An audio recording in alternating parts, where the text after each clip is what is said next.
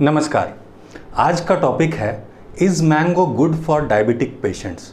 क्या आम diabetic patients के लिए अच्छा है?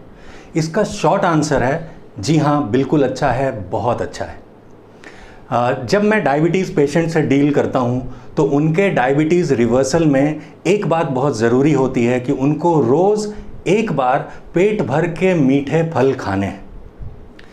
एक रिसर्च पब्लिश हुई थी जर्नल ऑफ न्यूट्रिशनल साइंस, जो कि कैम्ब्रिज यूनिवर्सिटी प्रेस पब्लिश करती है। 15 दिसंबर 2017 को ये रिसर्च पब्लिश हुई थी। मैंने डिस्क्रिप्शन में इसका लिंक दिया, आप इस रिसर्च पेपर को, ओरिजिनल रिसर्च को पढ़ सकते हैं।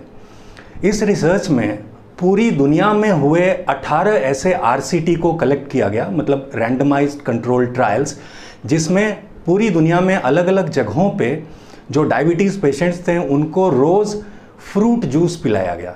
और ऐसा कुछ दिन तक नहीं, कुछ हफ्तों तक, 6, 8, 10, 12 हफ्तों तक उनको फ्रूट जूस पिलाया गया। और इस रिसर्च का कंक्लूजन यही था कि fruit juice had no effect on diabetes, insulin resistance या फिर रैंडम ब्लड ग्लूकोज या HbA1c, कोई भी असर नहीं पड़ता है।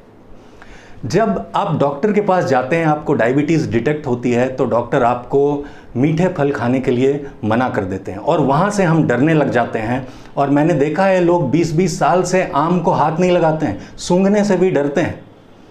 लेकिन समझने वाली बात यह है कि शुगर का बहुत सारा फॉर्म्स होता है। आपके ब्लड में शुगर नहीं होता है, ग्लूकोज होता है।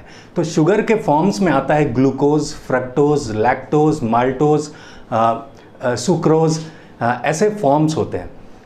मेनली फ्रूट्स में फ्रक्टोज होता है और फ्रक्टोज की एक खास बात होती है कि वो हमारे ब्लड में डिसॉल्व नहीं होता।